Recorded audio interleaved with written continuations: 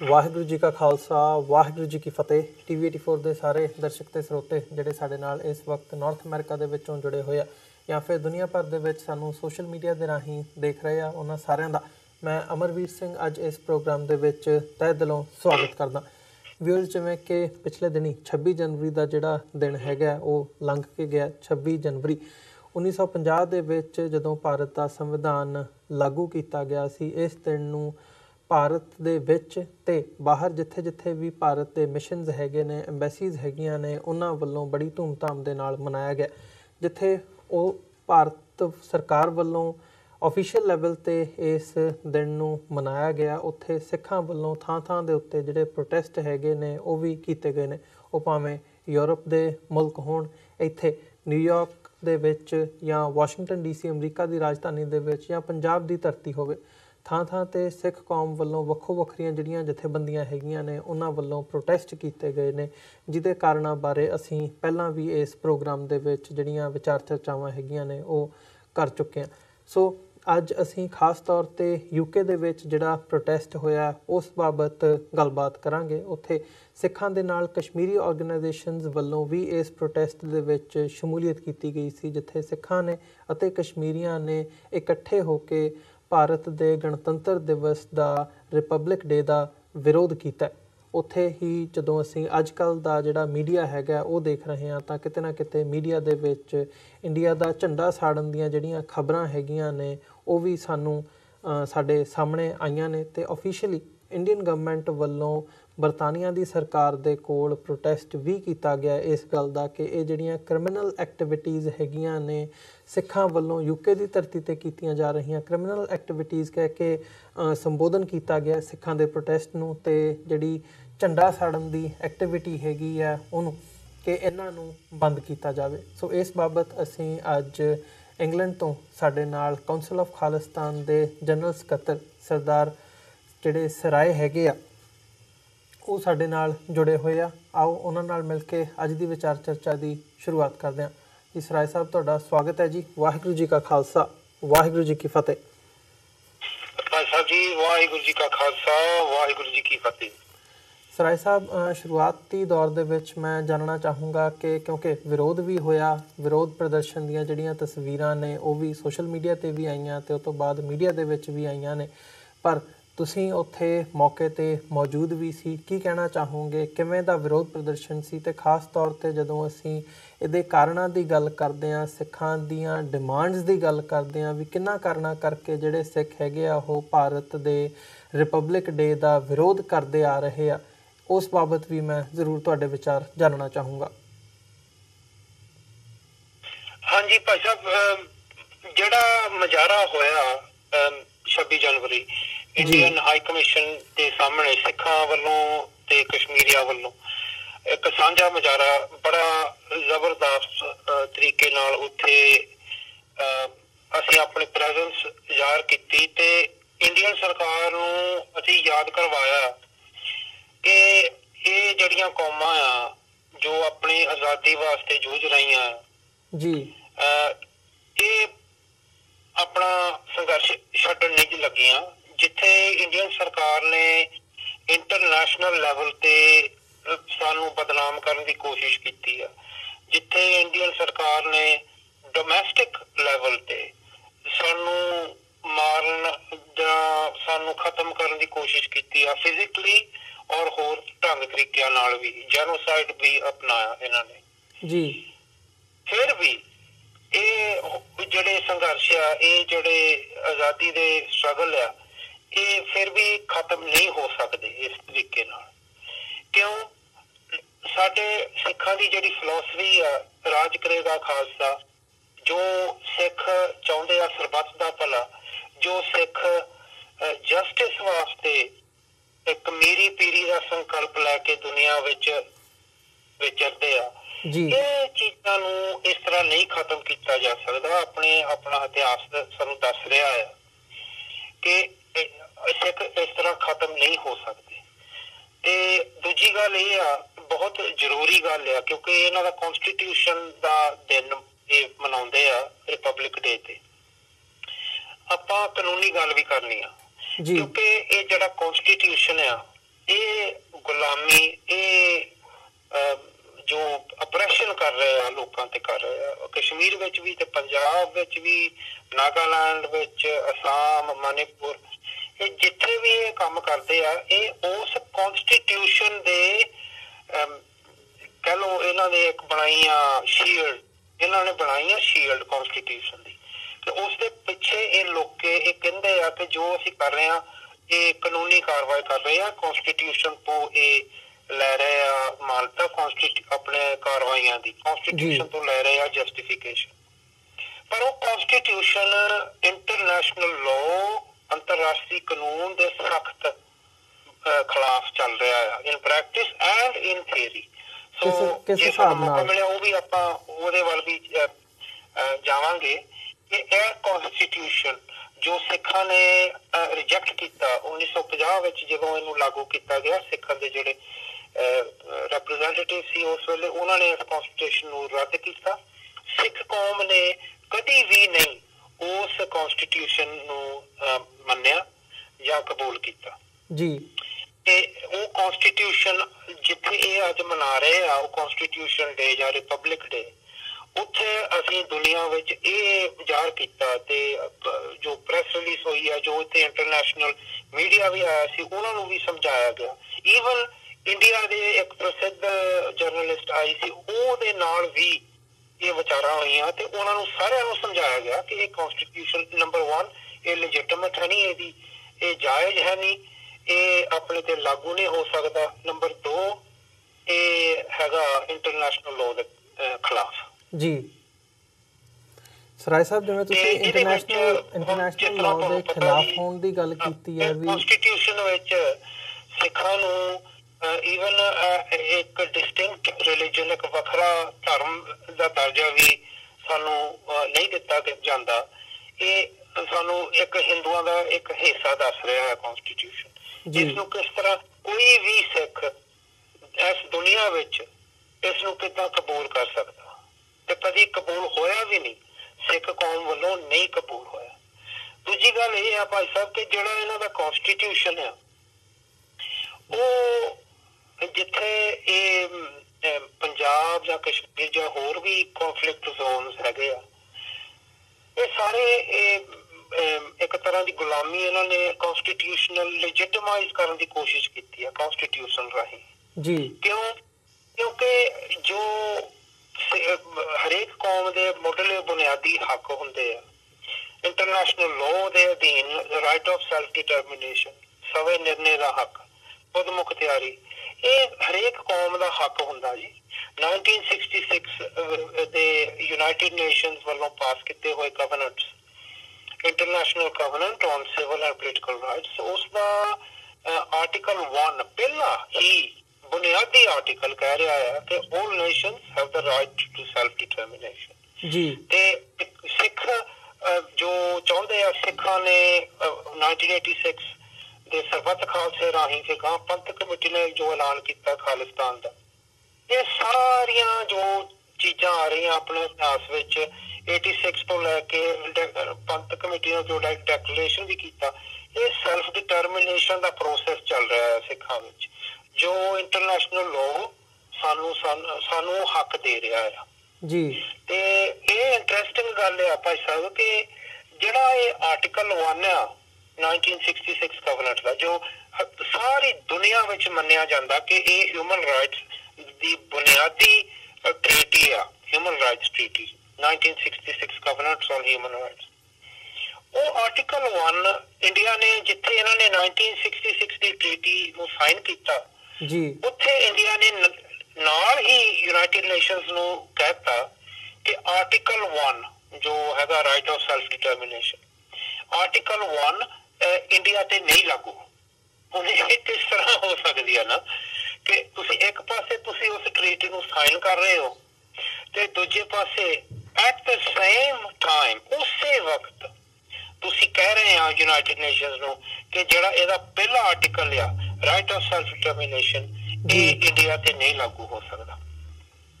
ਸੋ ਇਹ ਜਿਹੜੀ ਗੈਰ ਕਾਨੂੰਨੀ ਪੋਜੀਸ਼ਨ ਹੈ ਇੰਡੀਆ ਦੀ, ਇਸ ਨੂੰ ਇੰਡੀਆ ਦਾ ਕੌਂਸਟੀਟਿਊਸ਼ਨ ਟੋਲਰੇਟ ਕਰ ਰਿਹਾ, ਇਸ ਨੂੰ ਜਸਟੀਫਾਈ ਕਰ ਰਿਹਾ, ਜੋ ਜਿਸ ਤਰ੍ਹਾਂ ਮੈਂ ਕਿਹਾ ਉਹ ਇੰਟਰਨੈਸ਼ਨਲ ਲਾਅ ਦੇ ਖਿਲਾਫ ਚੱਲ ਰਹੀ ਚੀਜ਼। ਇੰਟਰਸਟਿੰਗ ਗੱਲ ਇਹ ਆ ਭਾਈ ਸਾਹਿਬ ਕਿ ਜਦੋਂ ਇੰਡੀਆ ਵਾਲਿਆਂ ਨੇ UN ਨੂੰ ਕਿਹਾ ਕਿ ਆਰਟੀਕਲ 1 ਸੈਲਫ ਡਿਟਰਮੀਨੇਸ਼ਨ ਦਾ ਹੱਕ ਇੰਡੀਆ ਤੇ ਨਹੀਂ ਲੱਗੂ, ਯੂਨਾਈਟਿਡ ਨੇਸ਼ਨਸ ਨੇ ਹੀ ਇੰਡੀਆ ਨੂੰ ਕਿਹਾ ਕਿ ਇਹ ਪੋਜੀਸ਼ਨ ਤੁਹਾਡਾ ਨਜਾਇਜ਼ ਆ ਜੀ। ਉੱਤੋਂ ਦੀ ਕਈ ਸਟੇਟਸ, ਜਰਮਨੀ, ਫਰਾਂਸ, ਹਾਲੈਂਡ, ਇਹਨਾਂ ਨੇ ਵੀ ਯੂਨਾਈਟਿਡ ਨੇਸ਼ਨਸ ਦੇ ਲਿਖਤੀ ਰੂਪ ਵਿੱਚ ਇੱਕ ਆਬਜੈਕਸ਼ਨ ਦਰਜ ਕੀਤਾ ਕਿ ਜੋ ਇਹ ਹਿੰਦੁਸਤਾਨ ਦਾ ਪੋਜੀਸ਼ਨ ਆ ਆਰਟੀਕਲ 1 ਤੇ, ਇਹ ਨਜਾਇਜ਼ ਆ ਤੇ ਇਸ ਨੂੰ ਐਕਸੈਪਟ ਨਹੀਂ ਕੀਤਾ ਜਾ ਸਕਦਾ।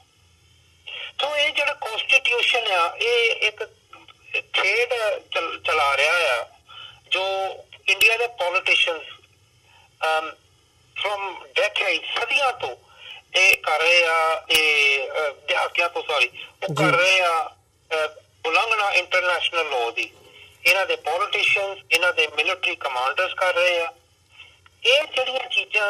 ਇਹ ਇਹਨਾਂ ਦੀ ਕਨਸਟੀਟਿਊਸ਼ਨ ਇਹ ਇਹਨਾਂ ਨੂੰ ਇਜਾਜ਼ਤ ਦੇ ਰਿਹਾ, ਪਰ ਅਸਲੀਅਤ ਇਹ ਆ ਕਿ ਉਹ ਕਨਸਟੀਟਿਊਸ਼ਨ ਇੰਟਰਨੈਸ਼ਨਲ ਲਾਅ ਦੇ ਖਿਲਾਫ ਆ ਤੇ ਇਸ ਕਰਕੇ ਸਾਡੇ ਤੇ ਕਦੀ ਲਾਗੂ ਨਹੀਂ ਹੋ ਸਕਦਾ ਤੇ ਨਾ ਹੀ ਕਬੂਲ ਕੀਤਾ ਗਿਆ ਜੀ। ਸਰਾਏ ਸਾਹਿਬ, ਜਿਵੇਂ ਪ੍ਰੋਟੈਸਟ ਜਿਹੜਾ ਹੋਇਆ ਹੈਗਾ ਉਹਦੇ ਵਿੱਚ ਸਿੱਖਾਂ ਨੇ ਵੀ ਇਹਦੇ ਵਿੱਚ ਸ਼ਮੂਲੀਅਤ ਕੀਤੀ ਹੈ ਤੇ ਕਸ਼ਮੀਰੀਆਂ ਨੇ ਵੀ ਸ਼ਮੂਲੀਅਤ ਕੀਤੀ ਹੈ। ਸੋ ਜਿਹੜੀ ਸਿੱਖਾਂ ਦੀ ਸਟਰਗਲ ਹੈਗੀ ਹੈ ਉਹਦੇ ਬਾਬਤ ਅਸੀਂ ਗੱਲ ਕਰਦੇ ਹਾਂ। ਇਹਦੇ ਨਾਲ ਜਦੋਂ ਕਸ਼ਮੀਰੀਆਂ ਦੀ ਸਟਰਗਲ ਨਾਲ ਜੋੜੀ ਜਾਂਦੀ ਹੈ ਤੇ ਦੋਵਾਂ ਕੌਮਾਂ ਵੱਲੋਂ ਪ੍ਰੋਟੈਸਟ ਕੀਤਾ ਜਾਂਦਾ ਹੈ, ਦੋਵਾਂ ਨੂੰ ਤੁਸੀਂ ਇਕੱਠਿਆਂ ਕਰਕੇ ਕਿਵੇਂ ਦੇਖਦੇ ਹੋ? ਸਵਾਲ ਬੜਾ ਇੰਟਰਸਟਿੰਗ ਤੁਹਾਡਾ ਭਾਈ ਸਾਹਿਬ। ਉਸ ਮੁਜ਼ਾਹਰੇ ਤੇ ਇੱਕ ਪਹੁੰਚੀ ਸੀ ਇੰਡੀਅਨ ਜਰਨਲਿਸਟ ਇੰਡੀਆ ਟੁਡੇ ਤੋਂ ਜੀ, ਉਸਦਾ ਨਾਮ ਹੈਗਾ ਲਵੀਨਾ ਟੰਡਨ, ਤੇ ਉਸਨੇ ਇਸ ਮੁਜ਼ਾਹਰੇ ਤੇ ਸਾਨੂੰ ਇਹੀ ਸਵਾਲ ਪੁੱਛਿਆ ਤੇ ਉਹ ਵੈਸੇ ਇੰਡੀਅਨ ਸਾਈਡ ਨੇ ਇਸ ਸਾਲ, ਪਿਛਲੇ ਸਾਲ ਉਹਨਾਂ ਦੇ ਕਾਊਂਟਰ ਡੈਮੋਨਸਟ੍ਰੇਸ਼ਨ ਵਾਲੇ ਲੋਕ ਆਏ ਸੀ, ਇਸ ਸਾਲ ਨਹੀਂ ਆਏ ਜੀ, ਪਰ ਉਹਨਾਂ ਨੇ ਜ਼ਰੂਰ ਇੱਕ ਇੰਡੀਅਨ ਜਰਨਲਿਸਟ ਉੱਥੇ ਭੇਜੀ ਆ ਜਿਹਦਾ ਰੋਲ ਮੈਂ ਸਮਝਦਾ ਹਾਂ ਕਿ ਉਹਦਾ ਰੋਲ ਇਹੀ ਸੀ ਕਿ ਉਹ ਕਾਊਂਟਰ ਡੈਮੋਨਸਟ੍ਰੇਸ਼ਨ ਦਾ ਰੋਲ ਕਰ ਰਹੀ ਸੀ, ਕਿਉਂਕਿ ਉਸਨੇ ਸਾਨੂੰ ਸਵਾਲ ਪੁੱਛਣੇ ਸੀ ਢੰਗ ਦੇ ਤੇ ਉਹਦੀ ਰਿਪੋਰਟਿੰਗ ਕੀ ਪਤਾ ਉਹਨਾਂ ਨੇ ਕਿਸ ਤਰ੍ਹਾਂ ਕਰਨੀ ਆ। ਚਲੋ ਉਸਨੇ ਇਹੀ ਸਵਾਲ ਪੁੱਛਿਆ ਸਾਨੂੰ, ਉਹ ਕਹਿੰਦੀ ਕਿ ਇਹ ਤੁਸੀਂ ਸਿੱਖ ਤੇ ਕਸ਼ਮੀਰੀ ਇਕੱਠੇ ਆ ਕਿਉਂ ਆ, ਤੁਹਾਡਾ ਕੀ ਲੈਣਾ ਦੇਣਾ?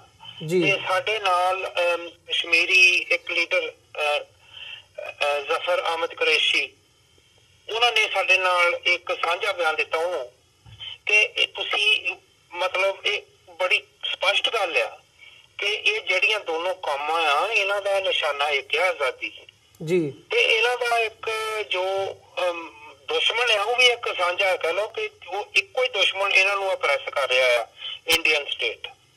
ਤੇ ਸਾਨੂੰ ਵੀ ਪੁੱਛਿਆ ਗਿਆ ਤੇ ਅਸੀਂ ਵੀ ਉਹਨੂੰ ਜਰਨਲਿਸਟ ਨੂੰ ਵੀ ਕਿਹਾ ਕਿ ਇਹ ਬੜੀ ਕਲੀਅਰ ਗੱਲ ਆ ਕਿ ਸਾਡੀ ਜਿਹੜੀ ਸਾਂਝੀ ਸੋਚ ਆ ਉਹ ਹੈਗੀ ਆਜ਼ਾਦੀ ਪ੍ਰਤੀ, ਉਹ ਹੈਗੀ ਹਿਊਮਨ ਰਾਈਟਸ ਪ੍ਰਤੀ, ਉਹ ਹੈਗੀ ਜਸਟਿਸ ਪ੍ਰਤੀ, ਤੇ ਜਿਹੜਾ ਸਾਡਾ ਐਨਮੀ ਆ, ਦੁਸ਼ਮਣ ਹੈਗਾ ਇੰਡੀਅਨ ਸਟੇਟ ਆ, ਤੇ ਉਹ ਵੀ ਸਾਂਝਾ।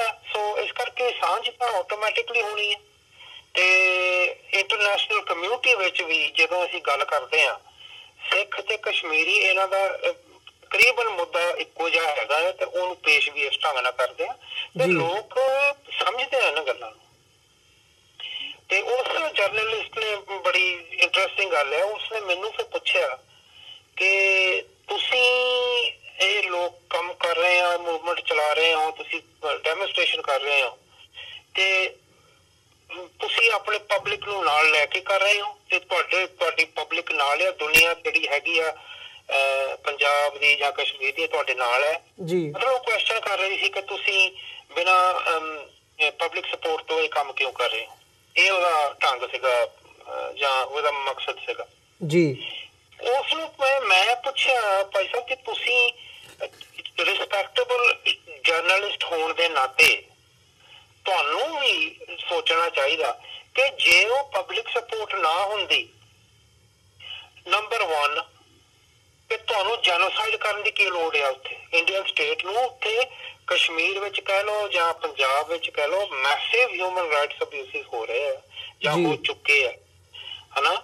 ਲੱਖਾਂ ਦੇ ਹਿਸਾਬ ਵਿੱਚ ਉੱਥੇ ਲੋਕ ਤੁਸੀਂ ਮਾਰੇ ਆ ਜਾਂ ਇੰਡੀਅਨ ਸਟੇਟ ਨੇ ਮਾਰੇ ਆ, ਤੇ ਤੁਹਾਨੂੰ ਕੀ ਲੋੜ ਪਈ ਇਹ ਕੰਮ ਕਰਨ ਦੀ ਜੇ ਉੱਥੇ ਪਬਲਿਕ ਸਪੋਰਟ ਹੈ ਨਹੀਂ, ਮੈਸ ਸਪੋਰਟ ਹੈ ਨਹੀਂ? ਨਾਲ ਦੀ ਨਾਲ ਨੰਬਰ 2, ਮੈਂ ਉਸ ਨੂੰ ਪੁੱਛਿਆ ਕਿ ਜੇ ਤੁਸੀਂ ਡਾਊਟ ਕਰ ਰਹੇ ਆ ਪਬਲਿਕ ਦੀ ਸਪੋਰਟ, ਤੇ ਤੁਹਾਨੂੰ ਕੀ ਔਖਿਆ ਜੇ ਸਿੱਖ ਜਾਂ ਕਸ਼ਮੀਰੀ ਇੱਕ ਰੈਫਰੈਂਡਮ ਚਾਹੁੰਦਾ ਦੀ ਡਿਮਾਂਡ ਰੱਖ ਰਹੇ ਆ, ਚਾਹੇ ਉਹ ਯੂਨਾਈਟਿਡ ਨੇਸ਼ਨਸ ਦੀ ਸੁਪਰਵਿਜ਼ਨ ਹੋਵੇ ਥੱਲੇ ਰੈਫਰੈਂਡਮ, ਤੇ ਚਾਹੇ ਜਿਸ ਤਰ੍ਹਾਂ ਆਪਣੇ ਸਿੱਖਸ ਫॉर ਜਸਟਿਸ ਵਾਲੇ ਉਹ, ਕਿਉਂਕਿ ਯੂਨਾਈਟਿਡ ਨੇਸ਼ਨਸ ਸ਼ਾਇਦ ਨਾ ਤਿਆਰ ਹੋਵੇ ਇਸ ਵੇਲੇ ਜੀ, ਤੇ ਇੱਕ ਨਾਨ ਬਾਈਂਡਿੰਗ ਰੈਫਰੈਂਡਮ ਹੋਵੇ। ਆਈਡੀਅਲੀ ਆਪਾਂ ਤਾਂ ਚਾਹੁੰਦੇ ਆ ਕਿ UN ਆਣ ਕੇ ਕਰਾਵੇ ਰੈਫਰੈਂਡਮ, ਪਰ ਜੇ ਨਹੀਂ ਵੀ ਤੇ ਹੋਰ ਵੀ ਢੰਗ ਨਾਲ ਕੀਤੇ ਜਾ ਸਕਦੇ ਆ। ਤੇ ਜੇ ਤੁਸੀਂ ਡਾਊਟ ਕਰਦੇ ਆ ਕਿ ਖਾਲਿਸਤਾਨੀ ਜਿਹੜਾ ਸਟਰਗਲ ਆ ਜਾਂ ਕਸ਼ਮੀਰੀਆਂ ਦਾ ਆਜ਼ਾਦੀ ਸਟਰਗਲ ਆ, ਜੇ ਤੁਸੀਂ ਸੱਚੀ ਡਾਊਟ ਕਰਦੇ ਆ ਪਬਲਿਕ ਸਪੋਰਟ, ਤੇ ਰੈਫਰੈਂਡਮ ਕਰਾ ਲਓ। ਤੇ ਇਸ ਦਾ ਕੋਈ ਜਵਾਬ ਨਹੀਂ ਮਿਲਿਆ ਸਾਨੂੰ ਕਿਉਂਕਿ ਜਿਸ ਤਰ੍ਹਾਂ ਤੁਹਾਨੂੰ ਪਤਾ ਹੈ ਭਾਈ ਸਾਹਿਬ ਕਿ ਰਿਐਲਿਟੀ ਹਕੀਕਤ ਇਹ ਆ ਕਿ ਪਬਲਿਕ ਦੀ ਸਪੋਰਟ ਹੈ ਤੇ ਤਦੇ ਇਹ ਸਟਰਗਲ ਚੱਲ ਰਿਹਾ ਆ। 30, 35, 40 ਸਾਲ ਇਹ ਸਟਰਗਲ ਚੱਲ ਰਿਹਾ ਆ। ਪਬਲਿਕ ਸਪੋਰਟ ਹੈ ਤਾਂ ਇਹ ਕਾਲੇ ਕਾਨੂੰਨ ਪਾਸ ਕਰਦੇ ਉਸ ਤੇ ਲੋਕਾਂ ਨੂੰ ਅਪਰੈਸ ਕਰਨ ਵਾਸਤੇ। ਪਬਲਿਕ ਸਪੋਰਟ ਹੈ ਤਾਂ ਇਹ ਜੈਨੋਸਾਈਡ ਕਰ ਰਹੇ ਆ। ਪਬਲਿਕ ਸਪੋਰਟ ਹੈ ਤਾਂ ਇਹ ਸਾਡੇ ਖਿਲਾਫ ਇਹਨਾਂ ਨੇ ਦਿਨ ਰਾਤ ਸਾਨੂੰ ਇੰਟਰਨੈਸ਼ਨਲ ਕਮਿਊਨਿਟੀ ਦੇ ਵਿੱਚ ਸਾਨੂੰ ਬਦਨਾਮ ਕਰਨ ਦੀ ਕੋਸ਼ਿਸ਼ ਕੀਤੀ ਆ, ਕਿਉਂਕਿ ਇਹਨਾਂ ਨੂੰ ਪਤਾ ਕਿ ਵਿੱਚੋਂ ਇਹਨਾਂ ਦੀ ਜਿਹੜੀ ਡਿਮਾਂਡ ਹੈਗੀ ਆ ਉਹ ਗ੍ਰਾਸ ਰੂਟਸ ਲੈਵਲ ਤੇ ਲੋਕਾਂ ਦੀ ਡਿਮਾਂਡ ਹੈਗੀ ਆ, ਤੇ ਅੰਤ ਵਿੱਚ ਇਸ ਨੂੰ ਸਿਰਫ ਜੇ ਇਹ ਕੀ ਇਹਨੂੰ ਕਹਾਂਗੇ ਨਜਾਇਜ਼ ਜਾਂ ਇਲੀਗਲ ਤਰੀਕਿਆਂ ਨਾਲ ਇਹਨੂੰ ਸਪਰੈਸ ਕੀਤਾ ਜਾ ਸਕਦਾ, ਪਰ ਫਿਰ ਵੀ ਉਹ ਸਪਰੈਸ ਨਹੀਂ ਹੋ ਸਕਿਆ। ਜੀ ਨਹੀਂ, ਜਿਵੇਂ ਤੁਸੀਂ ਗੱਲ ਕੀਤੀ ਹੈ ਕਿ ਜੇ ਤੁਹਾਨੂੰ ਲੱਗਦਾ ਵੀ ਪਬਲਿਕ ਸਪੋਰਟ ਨਹੀਂ ਹੈਗੀ ਤਾਂ ਰੈਫਰੈਂਡਮ ਕਰਾ ਲੈਣਾ ਚਾਹੀਦਾ। ਇਹਦੇ 'ਚ ਇੱਕ ਫੈਕਟ ਇਹ ਵੀ ਹੈ ਵੀ ਜਦੋਂ ਉਦੋਂ ਦੇ ਭਾਰਤ ਦੇ ਪ੍ਰਧਾਨ ਮੰਤਰੀ ਜਵਾਹਰ ਲਾਲ ਨਹਿਰੂ ਇਸ ਕਸ਼ਮੀਰ ਦੇ ਇਸ਼ੂ ਨੂੰ ਇੰਟਰਨੈਸ਼ਨਲੀ ਹਾਈਲਾਈਟ ਕੀਤਾ ਗਿਆ, ਯੂਨਾਈਟਿਡ ਨੇਸ਼ਨਸ ਦੇ ਵਿੱਚ ਲੈ ਕੇ ਗਏ। ਯੂਨਾਈਟਿਡ ਨੇਸ਼ਨਸ ਦੇ, ਜੇ ਮੈਂ ਗਲਤ ਨਾ ਹੋਵਾਂ, 17-18 ਰੈਜ਼ੋਲਿਊਸ਼ਨਸ ਹੈਗੇ ਆ ਇਹਦੇ 'ਤੇ ਕਿ ਕਸ਼ਮੀਰ ਦੇ ਵਿੱਚ ਪਲੈਬਸਾਈਟ ਕਰਵਾਇਆ ਜਾਵੇ, ਉੱਥੋਂ ਦੇ ਲੋਕਾਂ ਤੋਂ ਪੁੱਛਿਆ ਜਾਵੇ ਕਿ ਉੱਥੋਂ ਦੇ ਲੋਕ ਕੀ ਚਾਹੁੰਦੇ ਆ, ਆਜ਼ਾਦੀ ਚਾਹੁੰਦੇ ਆ, ਭਾਰਤ ਦੇ ਨਾਲ ਰਹਿਣਾ ਚਾਹੁੰਦੇ ਆ ਜਾਂ ਪਾਕਿਸਤਾਨ ਦੇ ਨਾਲ ਰਹਿਣਾ ਚਾਹੁੰਦੇ ਆ। ਪਰ ਅੱਜ ਤੱਕ ਦਹਾਕੇ ਬੀਤ ਚੁੱਕੇ ਆ, ਅੱਜ ਤੱਕ ਉਹ ਜਿਹੜਾ ਪਲੈਬਸਾਈਟ ਹੈਗਾ ਉਹ ਨਹੀਂ ਕਰਵਾਇਆ ਗਿਆ। ਇੰਡੀਅਨ ਗਵਰਨਮੈਂਟ ਵੱਲੋਂ ਕਦੇ ਵੀ ਉਸ ਚੀਜ਼ ਦੀ ਹਾਮੀ ਨਹੀਂ ਭਰੀ ਗਈ, ਜਦੋਂ ਕਿ ਉਹ ਯੂਨਾਈਟਿਡ ਨੇਸ਼ਨਸ ਦੇ ਰੈਜ਼ੋਲਿਊਸ਼ਨਸ ਹੈਗੇ ਆ। ਹਾਂਜੀ, ਉਹ ਡਾਇਰੈਕਟ ਐਕਸਪ੍ਰੈਸ ਰੈਜ਼ੋਲਿਊਸ਼ਨ ਪਾਸ ਹੋਏ ਆ ਯੂਨਾਈਟਿਡ ਨੇਸ਼ਨ ਸਿਕਿਉਰਿਟੀ ਕਾਉਂਸਲ ਵੱਲੋਂ, ਜੋ ਇੰਡੀਆ ਉਹ ਤਾਂ ਸਾਫ਼ ਕਹਿ ਰਹੇ ਆ ਕਿ ਉਹ ਲਾਗੂ ਨਹੀਂ ਕਰਨੇ। ਤੇ ਇਹਦੇ ਨਾਲ ਹੀ ਉਹ ਜਿਸ ਤਰ੍ਹਾਂ ਮੈਂ ਜ਼ਿਕਰ ਕੀਤਾ ਕਿ ਆਰਟੀਕਲ 1 of the 1966 covenant ਜੋ ਹੈਗਾ right of self determination, India ਨੇ ਐਕਸਪ੍ਰੈਸਲੀ ਯੂਨਾਈਟਿਡ ਨੇਸ਼ਨਸ ਨੂੰ ਕਹਿ ਦਿੱਤਾ ਕਿ ਉਹ ਇੰਡੀਆ ਤੇ ਲਾਗੂ ਨਹੀਂ ਹੋ ਸਕਦਾ। ਸੋ ਇਹਨਾਂ ਦੇ ਜਿਹੜੇ ਪੋਜੀਸ਼ਨ ਆ ਇੰਡੀਆ ਦੇ, ਇਹ ਮਤਲਬ ਇਹ ਲੁਕੀ ਛੁਪੀ ਗੱਲ ਨਹੀਂ, ਇਹ ਓਪਨ ਚੀਜ਼ ਆ, ਇਹ ਸਾਹਮਣੇ ਸਾਫ਼ ਦਿਖ ਰਹੀ ਚੀਜ਼ ਇਹਨਾਂ ਦੀ ਸਟੈਂਡ ਕਿ ਇਹ ਇੰਟਰਨੈਸ਼ਨਲ ਲਾਅ ਦੇ ਖਿਲਾਫ ਚੱਲ ਰਹੇ ਆ। ਸੋ ਆਪਾਂ ਨੂੰ ਵੀ ਇਸ ਚੀਜ਼ ਤੋਂ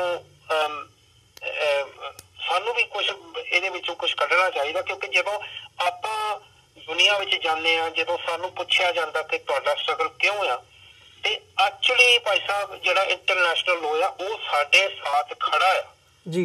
ਇਹ ਵੱਖਰੀ ਗੱਲ ਆ ਕਿ ਯੂਨਾਈਟਿਡ ਨੇਸ਼ਨਸ ਇੱਕ ਕਮਜ਼ੋਰ ਪੁਲਿਸਮੈਨ ਹੈਗਾ ਵਰਲਡ ਕਮਿਊਨਿਟੀ ਦਾ, ਤੇ ਉਹ ਕਮਜ਼ੋਰੀ ਕਰਕੇ ਉਹ ਇੰਟਰਨੈਸ਼ਨਲ ਲਾਅ ਨੂੰ ਲਾਗੂ ਨਹੀਂ ਕਰ ਸਕਦਾ, ਉਹ ਹੈਗੀ ਵੱਖਰੀ ਗੱਲ।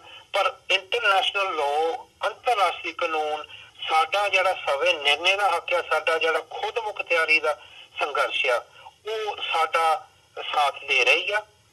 ਤੇ ਨਾਲ ਹੀ ਪੰਥ ਦਾ ਜੋ ਫੈਸਲਾ ਹੋ ਚੁੱਕਾ ਹੈ ਸਰਬੱਤ ਖਾਲਸੇ ਦੇ ਰੂਪ ਵਿੱਚ ਕਿ ਸਿੱਖਾਂ ਨੇ ਇੱਕ ਆਜ਼ਾਦ ਸਟੇਟ ਬਣਾਉਣਾ ਹੈ ਆਪਣੇ ਹੋਮਲੈਂਡ ਵਿੱਚ, ਇੰਡੀਅਨ ਆਕੂਪਾਈਡ ਪੰਜਾਬ ਵਿੱਚ ਜੀ। ਤੇ ਨਾਲ ਹੀ ਜੋ ਆਪਾਂ ਆਪਣੀ ਫਿਲਾਸਫੀ ਹੈਗੀ ਆ ਰਾਜ ਕਰੇਗਾ ਖਾਲਸਾ ਮੀਰੀ ਪੀਰੀ ਦੇ ਸੰਕਲਪ ਆ, ਇਹ ਸਾਰੀਆਂ ਚੀਜ਼ਾਂ ਸਾਡੇ ਖਾਲਿਸਤਾਨ ਦੇ ਸੰਘਰਸ਼ ਨੂੰ ਜਸਟੀਫਾਈ ਕਰ ਰਹੀਆਂ। ਤੇ ਸਾਨੂੰ ਇਸ ਕਰਕੇ ਇਹ ਕਈ ਵਾਰੀ ਆਪਣੇ ਪਬਲਿਕ ਵਿੱਚ ਵੀ ਇਹ ਕੁਐਸਚਨ ਖੜੇ ਕਰ ਦਿੰਦੇ ਲੋਕ ਕਿ ਤੁਸੀਂ ਇਸ ਨੂੰ ਕਿਉਂ ਕਿਸ ਤਰ੍ਹਾਂ ਜਸਟੀਫਾਈ ਕਰਾਂਗੇ। ਸਾਡੇ ਹਰ ਇੱਕ ਪੱਖ ਵੱਲੋਂ ਜੀ ਸਾਡੀ ਜਸਟੀਫਿਕੇਸ਼ਨ ਹੈਗੀ ਆ ਔਰ ਇਹ ਜਾਇਜ਼ ਹੈਗਾ ਸਟਰਗਲ ਸੰਘਰਸ਼। ਅਸੀਂ ਸ਼ਾਂਤਮਈ ਢੰਗ ਨਾਲ ਉਸ ਕੌਨਫਲਿਕਟ ਨੂੰ ਰਿਜ਼ੋਲਵ ਕਰਨਾ ਚਾਹੁੰਦੇ ਹਾਂ। ਈਵਨ ਕਸ਼ਮੀਰ ਵਿੱਚ ਕਸ਼ਮੀਰੀ ਜਿਹੜੇ ਆਪਣੇ ਐਲਾਈਜ਼ ਹੈਗੇ ਆ ਉਹ ਵੀ ਚਾਹੁੰਦੇ ਆ ਕਿ ਸ਼ਾਂਤਮਈ ਢੰਗ ਨਾਲ ਹੀ ਉੱਥੇ ਕੌਨਫਲਿਕਟ ਰੈਜ਼ੋਲੂਸ਼ਨ ਹੋਵੇ ਸੈਲਫ ਡਿਟਰਮੀਨੇਸ਼ਨ ਦੇ ਬੁਨਿਆਦ ਤੇ।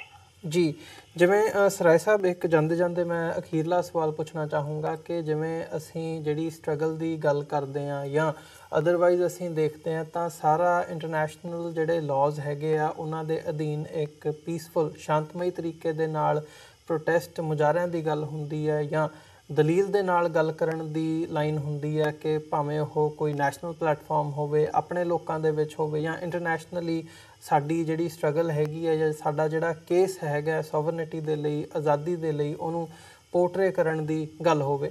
ਪਰ ਜਿਵੇਂ ਅਸੀਂ ਦੇਖਦੇ ਹਾਂ ਵੀ ਭਾਰਤ ਸਰਕਾਰ ਵੱਲੋਂ ਕਿਵੇਂ ਵਿਰੋਧ ਕੀਤਾ ਜਾਂਦਾ ਹੈ, ਜਿਵੇਂ ਹੁਣ ਤੁਹਾਡਾ ਜਿਹੜਾ ਪ੍ਰੋਟੈਸਟ ਸੀ ਇਸ ਬਾਬਤ ਵੀ UK ਦੀ ਸਰਕਾਰ ਦੇ ਕੋਲ ਓਫੀਸ਼ੀਅਲੀ ਪ੍ਰੋਟੈਸਟ ਕੀਤਾ ਜਾਂਦਾ ਹੈ ਕਿ ਇਹ ਜਿਹੜੀਆਂ ਕ੍ਰਿਮੀਨਲ ਐਕਟੀਵਿਟੀਜ਼ ਹੈਗੀਆਂ ਨੇ ਇਹਨਾਂ ਨੂੰ ਬੰਦ ਕੀਤਾ ਜਾਵੇ। ਹੁਣ ਕ੍ਰਿਮੀਨਲ ਐਕਟੀਵਿਟੀਜ਼ ਕਿਹਾ ਜਾਵੇ ਜਾਂ ਜਿਹੜਾ ਪ੍ਰੋਟੈਸਟ ਹੈਗਾ ਉਹਦਾ ਬਕਾਇਦਾ ਪਰਮਿਟ ਲਿਆ ਜਾਂਦਾ। ਜਦੋਂ ਤੁਸੀਂ ਦੇਖਦੇ ਹੋ ਪਰਮਿਟ ਦੇ ਨਾਲ ਉੱਥੇ ਪੁਲਿਸ ਦੀ ਪ੍ਰੈਜ਼ੈਂਸ ਦੇ ਵਿੱਚ ਜਿਹੜੀਆਂ ਐਕਟੀਵਿਟੀਜ਼ ਹੈਗੀਆਂ ਨੇ ਉਹ ਸ਼ਾਂਤਮਈ ਤਰੀਕੇ ਦੇ ਨਾਲ ਵਿਰੋਧ ਪ੍ਰਦਰਸ਼ਨ ਦਾ ਜਿਹੜਾ ਕੀਤਾ ਜਾਂਦਾ ਹੈ ਅਤੇ ਉਹਨੂੰ freedom of expression freedom of speech ਦੇ ਥੱਲੇ ਇੱਥੋਂ ਦੀਆਂ ਸਰਕਾਰਾਂ ਵੱਲੋਂ ਲਿਆ ਜਾਂਦਾ। ਪਰ ਭਾਰਤ ਸਰਕਾਰ ਵੱਲੋਂ ਜਿਵੇਂ ਦਾ ਵਰਤਾਰਾ ਕੀਤਾ ਜਾਂਦਾ ਹੈ ਜਾਂ ਕਿਵੇਂ ਇਹਨੂੰ ਅੱਤਵਾਦ ਦੇ ਨਾਲ ਜੋੜ ਕੇ ਜਾਂ ਕ੍ਰਿਮੀਨਲ ਐਕਟੀਵਿਟੀਜ਼ ਕਿਹਾ ਜਾਂਦਾ, ਉਸ ਬਾਬਤ ਕੀ ਕਹਿਣਾ ਚਾਹੋਗੇ? ਭਾਈ ਸਾਹਿਬ ਇਹ ਬਿਲਕੁਲ ਜੋ ਤੁਸੀਂ ਕਹਿ ਰਹੇ ਹੋ ਠੀਕ ਕਹਿ ਰਹੇ ਹੋ। ਇਹਨਾਂ ਦੀ ਪਾਲਿਸੀ ਆ ਕਿ ਸਿੱਖਾਂ ਨੂੰ ਇੱਕ ਕ੍ਰਿਮੀਨਲ ਗਰੁੱਪ ਦਿਖਾਉਣਾ, ਸਿੱਖਾਂ ਨੂੰ ਖਾਸ ਕਰਕੇ ਜੋ ਆਪਣੇ ਸਿੱਖ ਹੱਕਾਂ ਵਾਸਤੇ ਸੰਘਰਸ਼ ਕਰਦੇ ਆ ਜਾਂ ਦਲੀਲ ਕਰਦੇ ਆ ਜਾਂ ਕਿਸੇ ਤਰ੍ਹਾਂ ਦਾ ਵੀ ਐਕਟਿਵਿਜ਼ਮ ਕਰ ਰਹੇ ਆ ਸਿੱਖ ਹੱਕਾਂ ਵਾਸਤੇ, ਇਹਨਾਂ ਲੋਕਾਂ ਨੂੰ ਇਹ ਭਾਰਤ ਸਰਕਾਰ ਜਿੰਨੇ ਵੀ ਹੈਗੇ ਆ ਐਕਟਿਵਿਸਟ ਜਾਂ ਕੈਂਪੇਨਰ ਇਹਨਾਂ ਸਾਰਿਆਂ ਨੂੰ ਇਹ ਕ੍ਰਿਮੀਨਲ ਦਾ ਇੱਕ ਦਰਜਾ ਦੇ ਕੇ ਕਮਿਊਨਿਟੀ ਇੰਟਰਨੈਸ਼ਨਲ ਕਮਿਊਨਿਟੀ ਵਿੱਚ ਸਾਨੂੰ ਬਦਨਾਮ ਕਰਨ ਦੀ ਕੋਸ਼ਿਸ਼ ਕਰ ਰਹੇ ਆ। ਪਰ ਤੇ ਇਹਦੇ ਨਾਲ ਹੀ ਕਿਉਂਕਿ ਮੈਂ ਉੱਥੇ ਸੀ, ਪੁਲਿਸ ਵਾਲਿਆਂ ਨਾਲ ਪੂਰੀ ਸਾਡੀ ਤਾਲਮੇਲ ਹੈਗੀ ਆ।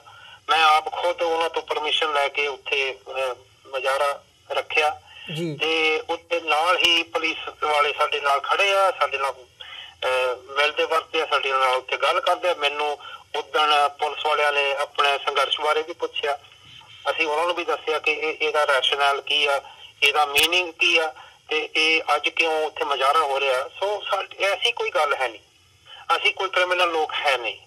ਰਿਐਲਿਟੀ ਇਹ ਆ ਭਾਈ ਸਾਹਿਬ ਕਿ ਕ੍ਰਿਮੀਨਲ ਜਿਹੜਾ ਹੈਗਾ ਐਕਟਰ ਇਸ ਵੇਲੇ ਉਹ ਹੈਗਾ ਇੰਡੀਅਨ ਸਟੇਟ।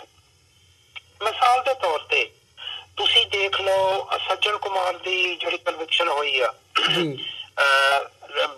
ਜੋ ਐਂਟੀ ਸਿੱਖ ਰਾਈਟਸ, ਜੋ ਇਹ ਕਹਿੰਦੇ ਰਾਈਟਸ ਤਾਂ ਬਿਲਕੁਲ ਹੈ ਨਹੀਂ ਸੀ, ਉਹ ਜੈਨੋਸਾਈਡ ਸੀ। ਰੀਸੈਂਟਲੀ ਉਹਦੀ ਜਿਹੜੀ ਕਨਵਿਕਸ਼ਨ ਹੋਈ ਆ ਉਹਦੇ ਵਿੱਚ ਇੰਡੀਅਨ ਜੋ ਹਾਈ ਕੋਰਟ ਦਾ ਫੈਸਲਾ ਉਹਨਾਂ ਦਾ ਜੱਜਮੈਂਟ ਪੜ੍ਹਨ ਦਾ ਮੈਨੂੰ ਮੌਕਾ ਮਿਲਿਆ। ਇੰਡੀਅਨ ਹਾਈ ਕੋਰਟ ਨੇ ਇਹ ਕਿਹਾ ਜੱਜਮੈਂਟ ਵਿੱਚ ਕਿ ਇਹ ਹੈ ਐਕਚੁਅਲੀ ਜੈਨੋਸਾਈਡ, ਇਹ ਹੈ ਐਕਚੁਅਲੀ ਕ੍ਰਾਈਮਸ ਅਗੇਂਸਟ ਹਿਊਮੈਨਿਟੀ ਜੋ ਸਿੱਖਾਂ ਨਾਲ ਹੋਇਆ ਨਵੰਬਰ 84 ਵਿੱਚ। ਜੀ ਬਿਲਕੁਲ। ਤੇ ਉਹਨਾਂ ਨੇ ਇਹ ਵੀ ਕਿਹਾ ਕਿ ਅਸਲੀਅਤ ਜੋ ਹੋਣਾ ਚਾਹੀਦਾ ਸੀ, ਜੋ ਰਿਐਲਿਟੀ ਜੈਨੋਸਾਈਡ ਦੀ ਸੀ ਨਾ, ਜੋ ਹੋਣਾ ਚਾਹੀਦਾ ਸੀ ਇਹ ਹੋਣਾ ਚਾਹੀਦਾ ਸੀ ਕਿ ਇਹਨਾਂ ਦੇ ਜਿਹੜੇ ਕੇਸ ਆ ਇਹ ਮਰਡਰ ਦੇ ਜਾਂ ਅਸੌਲਟ ਦੇ ਜਾਂ ਕੰਸਪੀਰੇਸੀ ਦੇ ਕੇਸ ਨਹੀਂ ਸੀ ਹੋਣੇ ਚਾਹੀਦੇ। ਸੱਜਣ ਕੁਮਾਰ ਵਰਗੇ ਬੰਦਿਆਂ ਤੇ ਇਹ ਕੇਸ ਚਾਹੀਦੇ ਸੀ ਜੈਨੋਸਾਈਡ ਦੇ। ਜੀ ਇਹ ਹਾਈ ਕੋਰਟ ਨੇ ਆਪ ਕਿਹਾ ਤੇ ਹਾਈ ਕੋਰਟ ਨੇ ਉਸ ਜਜਮੈਂਟ ਵਿੱਚ ਇਹ ਕਿਹਾ ਕਿ ਇੰਡੀਅਨ ਸਰਕਾਰ ਨੇ ਖੁਦ ਹੀ ਜੈਨੋਸਾਈਡ ਦੀ ਜਿਹੜਾ ਕੇਸ ਆ ਉਹ ਇੰਡੀਅਨ ਕ੍ਰਿਮੀਨਲ ਕੋਡ ਵਿੱਚ ਨਹੀਂ ਦਰਜ ਕੀਤਾ ਜਾਣਬੁੱਝ ਕੇ। ਜੀ ਤੇ ਮੈਨੂੰ ਪਤਾ, ਅਸੀਂ ਸਟੱਡੀ ਕੀਤਾ ਹੈ ਕਿ ਇੰਡੀਅਨ ਹੋਮ ਮਿਨਿਸਟਰ ਨੇ ਇੰਡੀਅਨ ਪਾਰਲੀਮੈਂਟ ਵਿੱਚ ਬਿਆਨ ਕੀਤਾ ਕਿ ਜੈਨੋਸਾਈਡ ਦੇ ਕੇਸ, ਜੈਨੋਸਾਈਡ ਦਾ ਕ੍ਰਿਮੀਨਲ ਜੋ ਲਾਅ ਆ ਉਹ ਪਾਸ ਸਾਨੂੰ ਕਰਨ ਦੀ ਲੋੜ ਨਹੀਂ, ਕਿਉਂਕਿ ਜਿਹੜੀ ਆਰਡੀਨਰੀ ਇੰਡੀਅਨ ਕ੍ਰਿਮੀਨਲ ਲਾਅ ਆ ਉਹ ਸਫੀਸ਼ੀਐਂਟ ਹੈ। ਤੇ ਦਿੱਲੀ ਹਾਈ ਕੋਰਟ ਨੇ ਕਿਹਾ ਕਿ ਇਹ ਬਿਲਕੁਲ ਨਹੀਂ, ਇਹ ਜੈਨੋਸਾਈਡ ਹੋਇਆ ਤੇ ਜੈਨੋਸਾਈਡ ਦੇ ਕ੍ਰਿਮੀਨਲ ਲਾਅ ਹੋਣੇ ਚਾਹੀਦੇ ਆ। ਤੁਸੀਂ ਨੋਟ ਕਰੋ ਭਾਈ ਸਾਹਿਬ ਜੀ ਕਿ ਜਿਹੜਾ ਇੰਟਰਨੈਸ਼ਨਲ ਕਮਿਊਨਿਟੀ ਵੱਲੋਂ ਪਾਸ ਕੀਤਾ ਗਿਆ ਕਾਨੂੰਨ ਜੈਨੋਸਾਈਡ ਕਨਵੈਨਸ਼ਨ 1948 ਜਿਸ ਨੂੰ ਇੰਡੀਆ ਨੇ ਸਾਈਨ ਕੀਤਾ ਆ, ਉਹਦੇ ਵਿੱਚ ਇੱਕ ਨੁਕਤਾ ਹੈਗਾ ਹੈ ਕਿ ਹਰੇਕ ਸਟੇਟ ਜੋ ਸਿਗਨੇਟਰੀ ਆ ਜੈਨੋਸਾਈਡ ਕਨਵੈਨਸ਼ਨ ਦੇ ਸਿਗਨੇਟਰੀ, ਉਹਨਾਂ ਨੂੰ ਉਹਨਾਂ ਦਾ ਬਣਦਾ, ਉਹਨਾਂ ਦੀ ਡਿਊਟੀ, ਉਹਨਾਂ ਦੀ ਓਬਲੀਗੇਸ਼ਨ ਹੈ ਕਿ ਆਪਣੇ ਡੋਮੈਸਟਿਕ ਘਰੇਲੂ ਲਾਅ ਦੇ ਕ੍ਰਿਮੀਨਲ ਲਾਅ ਵਿੱਚ ਜੈਨੋਸਾਈਡ ਦਾ ਜਿਹੜਾ ਕ੍ਰਾਈਮ ਆ ਉਸਨੂੰ ਦਰਜ ਕਰਨਾ ਲਾਜ਼ਮੀ ਆ। ਤੇ ਇੰਡੀਅਨ ਸਰਕਾਰ ਨੇ ਜਾਣਬੁੱਝ ਕੇ ਉਹ ਨਹੀਂ ਦਰਜ ਕੀਤਾ। ਕਿਉਂ? ਕਿਉਂਕਿ ਉਹ ਜੈਨੋਸਾਈਡ ਇੱਕ ਹਥਿਆਰ ਸਮਝਦੇ ਆ ਜੀ। ਉਹ ਚਾਹੁੰਦੇ ਆ ਕਿ ਮਾਈਨੋਰਿਟੀਜ਼ ਦੇ ਖਿਲਾਫ ਜਦੋਂ ਲੋੜ ਪਈ ਜੈਨੋਸਾਈਡ ਦਾ ਹਥਿਆਰ ਵਰਤਿਆ ਜਾ ਸਕੇ, ਪਰ ਉਹਦਾ ਕੋਈ ਕ੍ਰਿਮੀਨਲ ਸੈਂਕਸ਼ਨ ਕਦੀ ਵੀ ਨਾ ਹੋਊਗਾ ਇੰਡੀਅਨ ਕੋਰਟਸ ਦੇ ਵਿੱਚ। ਈਵਨ ਦਿੱਲੀ ਦੀ ਹਾਈ ਕੋਰਟ ਜਿਹਨੇ ਸੱਜਣ ਕੁਮਾਰ ਨੂੰ ਕਨਵਿਕਟ ਕੀਤਾ, ਉਹ ਵੀ ਇਸ ਗੱਲ ਨੂੰ ਕਹਿ ਰਹੀ ਆ ਕਿ ਜਾਣਬੁੱਝ ਕੇ ਕ੍ਰਿਮੀਨਲ ਲਾਅ ਵਿੱਚ ਜੈਨੋਸਾਈਡ ਦਾ ਕ੍ਰਾਈਮ ਨਹੀਂ ਕੀਤਾ ਦਰਜ। ਜੀ ਬਿਲਕੁਲ ਸਰਾਏ ਸਾਹਿਬ, ਤੁਹਾਡਾ ਬਹੁਤ ਬਹੁਤ ਧੰਨਵਾਦ। ਸਾਡਾ ਸਮਾਂ ਨਹੀਂ ਇਜਾਜ਼ਤ ਦਿੰਦਾ ਗੱਲਬਾਤ ਨੂੰ ਹੋਰ ਅੱਗੇ ਤੋਰਨ ਦੇ ਲਈ, ਸੋ ਅੱਜ ਦੇ ਸ਼ੋਅ ਦੇ ਵਿੱਚ ਇੱਥੇ ਹੀ ਇਜਾਜ਼ਤ ਚਾਹਾਂਗੇ ਜੀ ਤੁਹਾਡੇ ਕੋਲੋਂ। ਬਹੁਤ ਬਹੁਤ ਧੰਨਵਾਦ, ਤੁਸੀਂ ਆਪਣਾ ਸਮਾਂ ਕੱਢ ਕੇ ਸਾਡੇ ਨਾਲ ਵਿਚਾਰਾਂ ਦੀ ਸਾਂਝ ਪਾਈ ਹੈ, ਫਤਿਹ ਦੀ ਸਾਂਝ ਪਾਈ ਹੈ। ਅੰਤ ਦੇ ਵਿੱਚ ਵਾਹਿਗੁਰੂ ਜੀ ਕਾ ਖਾਲਸਾ, ਵਾਹਿਗੁਰੂ ਜੀ ਕੀ ਫਤਿਹ। ਵਾਹਿਗੁਰੂ ਜੀ ਕੀ ਫਤਿਹ ਜੀ, ਧੰਨਵਾਦ। ਵਿਊਅਰਸ, ਉਮੀਦ ਕਰਦੇ ਹਾਂ ਕਿ ਜਿਹੜੀ ਅੱਜ ਦੀ ਸਾਡੀ ਇਹ ਗੱਲਬਾਤ ਸੀ ਸਰਦਾਰ ਰਣਜੀਤ ਸਿੰਘ ਸਰਾਏ, ਜਿਹੜੇ ਕਿ ਜਨਰਲ ਸਕੱਤਰ ਨੇ ਕੌਂਸਲ ਆਫ ਖਾਲਿਸਤਾਨ UK ਦੇ, ਸੋ ਉਹਨਾਂ ਦੇ ਨਾਲ ਇਹ ਸਾਡੀ ਗੱਲਬਾਤ ਤੁਹਾਨੂੰ ਜ਼ਰੂਰ ਪਸੰਦ ਆਈ ਹੋਵੇਗੀ। ਸੋ ਜਾਂਦੇ ਜਾਂਦੇ ਤੁਹਾਡੇ ਚਰਨਾਂ ਦੇ ਵਿੱਚ ਬੇਨਤੀ ਵੀ ਕਰਦੇ ਹਾਂ, TV84 ਨੂੰ ਅੱਗੇ ਵਧਾਉਣ ਦੇ ਲਈ, ਚੱਲਦਾ ਰੱਖਣ ਦੇ ਲਈ ਸਾਨੂੰ ਤੁਹਾਡੀ ਸਹਾਇਤਾ ਦੀ ਲੋੜ ਹੈ। TV84 ਨੂੰ ਡੋਨੇਟ ਕਰਨ ਦੇ ਲਈ ਤੁਸੀਂ ਸਾਡੀ ਵੈਬਸਾਈਟ www.tv84.tv ਤੇ ਜਾ ਕੇ ਸਾਨੂੰ ਡੋਨੇਟ ਕਰ ਸਕਦੇ ਹੋ ਅਤੇ ਮੰਥਲੀ ਡੋਨੇਸ਼ਨਸ ਦੇ ਲਈ ਪਲੈਜ ਕਰ ਸਕਦੇ ਹੋ। ਜੇ ਚੈੱਕ ਰਾਹੀਂ ਡੋਨੇਸ਼ਨਸ ਭੇਜਣੀਆਂ ਚਾਹੁੰਦੇ ਹੋ ਤਾਂ TV84 ਦੇ ਨਾਂ ਦਾ ਚੈੱਕ ਬਣਾ ਕੇ ਤੁਸੀਂ ਸਾਨੂੰ ਸਾਡੇ ਐਡਰੈਸ 'ਤੇ ਮੇਲ ਕਰ ਸਕਦੇ ਹੋ। 3601 37th Avenue, Long Island City, New York 11101। Website ਇੱਕ ਵਾਰ ਫਿਰ ਦੱਸ ਦਿਆਂ www.tv84.tv। ਇਸੇ ਦੇ ਨਾਲ ਵਿਊਅਰਸ, ਅਸੀਂ ਅੱਜ ਦੇ ਪ੍ਰੋਗਰਾਮ ਦੇ ਵਿੱਚ ਤੁਹਾਡੇ ਕੋਲੋਂ ਇੱਥੇ ਹੀ ਇਜਾਜ਼ਤ ਚਾਹਾਂਗੇ। ਦੁਬਾਰਾ ਫਿਰ ਕੱਲ੍ਹ ਨੂੰ ਤੁਹਾਡੇ ਨਾਲ ਮੁਲਾਕਾਤ ਹੋਵੇਗੀ। ਤਦ ਤੱਕ ਲਈ ਇਜਾਜ਼ਤ ਦਿਓ ਜੀ। ਵਾਹਿਗੁਰੂ ਜੀ ਕਾ ਖਾਲਸਾ, ਵਾਹਿਗੁਰੂ ਜੀ ਕੀ ਫਤਿਹ।